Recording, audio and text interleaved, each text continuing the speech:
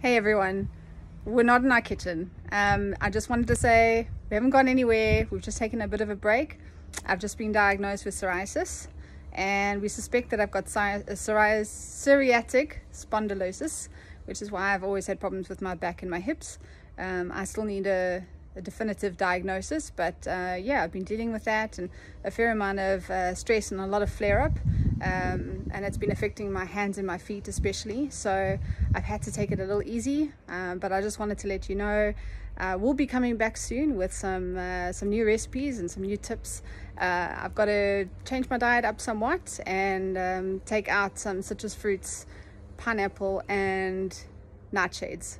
Nightshades are potato, tomatoes, all peppers, including all those wonderful spices we like, chili spices and paprika and all of that, curry powders, and it's like half my diet, and then and aubergines as well, or eggplants. So yeah, it's going to be different, but yeah, we're needing to adjust my diet so that I can get over this flare-up. But I just wanted to let you know that we're still here, we're still around, we'll still be posting videos, and they'll be coming to you within the next few weeks.